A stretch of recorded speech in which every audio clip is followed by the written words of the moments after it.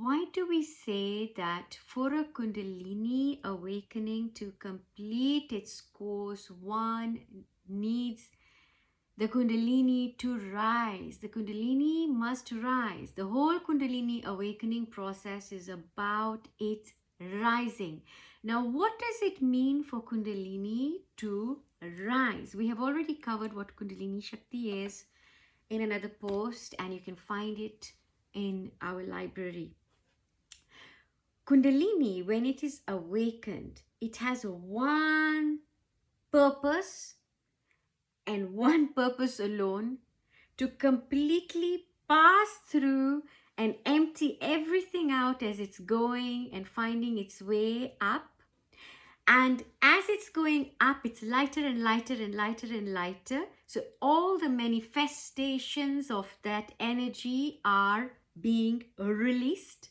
And as that shedding is taking place and the energy is lighter and lighter, working its way right up, when it reaches the third eye, when it reaches a particular point, and when it shoots up from that point, there is no coming back down.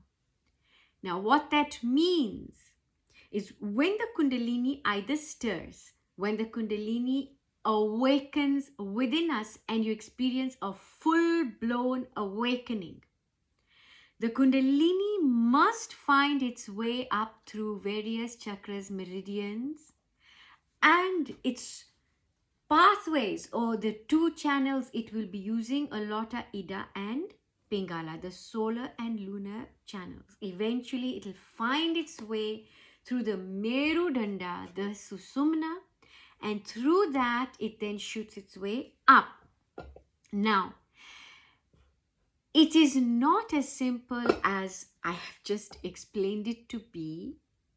There are so many variations to the way that this energy, when awakened in us, can go. One of the reasons why we say that a Kundalini awakening must pass down as a result of initiation, and that you must be guided through it, right? Because we can have an under and overactive Ida and Pingala. We can have an either overactive solar, underactive lunar energy, or the energy as it is going up gets stuck in one of our chakras, or it gets stuck right at the bottom in the Muladhara or even in the sacrum. And it may be that it is stuck here and it's just not going beyond a particular point. Now, wherever we are, it is going to amplify the normal characteristics of that particular center. Now, when we become very imbalanced, it might produce what has been commonly now begun to be known as Kundalini syndrome. Kundalini syndrome, this is where people can literally land in a mental unit. You don't know what's happening, you're losing your mind, and quite literally you are losing your mind, and potentially you may have even lost your mind by this stage.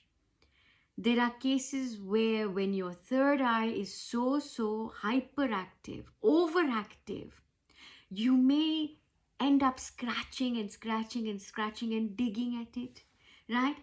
There are so many things that can go wrong between the awakening, the initial stir, to the awakening, to the rising, to then making your full circle. Because if it has arisen and you have then held it right up at the crown chakra, right, without fully working through the other channels, anything that is unworked, right, has the potential of creating havoc somewhere else. Now, if it has been unworked, you will come back and rework it through another incarnation, or even just in the same incarnation.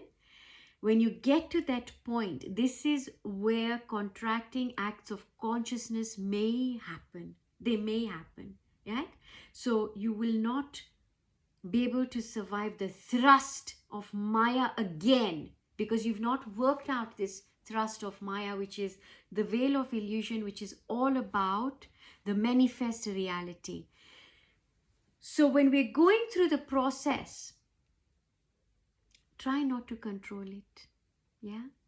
And we work with it. So whatever it is presenting in every chakra, in every center, work with it, not against it. So any resistance, so if something is coming up now, say for example, your Kundalini energy is sitting in your heart center. Now if it is sitting in your heart center and you've not fully worked out issues, at this point you may be at a loss for any social filters as well, right? That you're so engulfed with this totality of this love energy, right? That the normal filters that we have with people, they disappear. Now, when they disappear, if you haven't worked out any lower chakra issues, or for example, if you've got an issue with boundaries, you may not even see that somebody is toxic, or if you do encounter that toxic, or there is a toxic person, or something is going to turn into something nasty and abusive, yeah, that unfiltered state, because your Kundalini is sitting in your heart, will bring you in this almost martyr state where you feel, no, you understand, and no, you want to be the healer, you want to be the one that's going to change this person. Now, this is what happens, that Kundalini sitting there is amplifying this. So it's going to be really, really big, really, really big. And this is when we can't really afford to push and pull relationships. Yeah. Eventually, it will work itself out. Eventually, because we are self-healing organism. We do self-heal. We do self-organize. We're like a factory that contains everything. You don't need to search for anything outside of you. No medicine, no supplements, no vitamins, nothing. We have it inside of us. We just know how to tap into it. So that Kundalini awakening, when it rises, having gone through step by step, and it has arisen, it then must be brought down with roots. Unless your path is a different one, unless your path is of an ascetic, unless your path is one where you don't want to return to material life, if you don't want to return to the life of a householder where you work and you're having a normal life, then folks, it's a different story and a different post.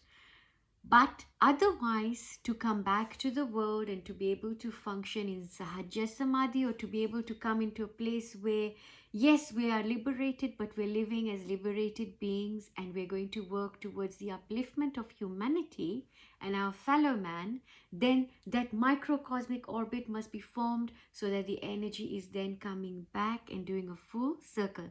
Now, once it has gone beyond the Ajna chakra, beyond your third eye, and gone on the crown, yeah, then there's no danger of Kundalini ever going back to sleep. So your Kundalini will always remain awakened, and you will then be able to access other states beyond Turiya. We have Turiyatita. You have not just Shunya, you've got other states beyond that. But that's, again, not for me to share with you, but for you to experience for yourself. And when the Kundalini has gone through that path, arisen and come back, you're able to sit with it. Okay? So there is no perturbance, there is no yo-yoing of this, right? So you're not sort of one day this and the next day this. You're going through this tripping of emotions because you are now in your neutral self. Your gear is at neutral. And the petty ego doesn't exist. So when you come back down with this, you will then have a new revamped personality for you to operate from, that doesn't operate from the false persona, doesn't operate from a place of a need, doesn't operate from a place of lack, but operates from a place of overflow.